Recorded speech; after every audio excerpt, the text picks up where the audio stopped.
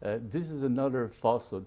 First, I would like to say thank you for the opportunity for inviting me to the studio to speak on behalf of Israel's legal case, which I consider to be an ironclad legal case. There is no such thing as occupied territories for Israel. This is the greatest hoax and myth of the last part of the 20th century and now in the 21st century.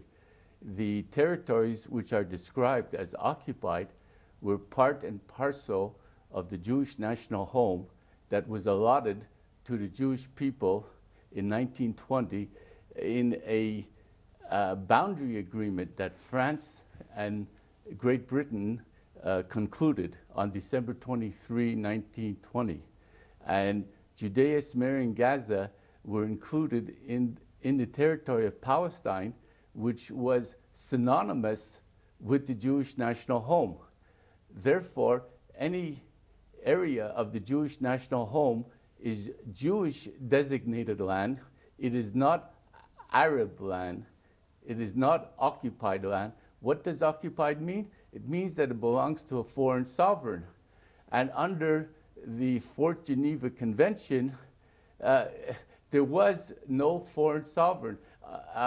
Actually, it's Articles 42 and 43 of the Hague Regulations of 1907 requires that in order for occupation to take place, there must be a foreign sovereign. Now, who was the foreign sovereign?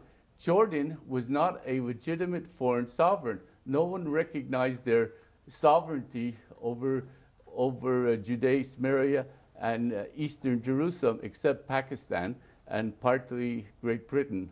And in any case, from a technical viewpoint, it cannot be occupied territories, but from a substantive viewpoint, it's altogether fallacious and actually ridiculous because this land, as I repeat, was allotted to the Jewish national home, to the Jewish people. And Jews were entitled to settle anywhere in Judea and Samaria and all over the land of Israel. People say that this is the Palestinian territories. Has it ever been under the Palestinian sovereignty? Well, when the distribution of the Ottoman Empire provinces in the Middle East was distributed by the principal Allied powers, Britain, France, Italy, and Japan, there was no nation called Palestinians.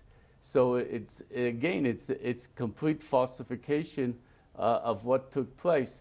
I can only repeat myself again, this land was allotted to the Jewish people, so that therefore there was no Palestinians who were given this land. Furthermore, the Arabs who have changed their name to Palestinians is another myth, because the Jews were the Palestinians all during the Mandate period, which extended from 1920 to 1948. The Arabs who now rebrand themselves as Palestinians, they rejected this term. They said, we're part of independent Syria. We're South Syrians. Their leaders, such as Ahmed Shkulkari, said this specifically as late as the 1950s. They rejected the term. As late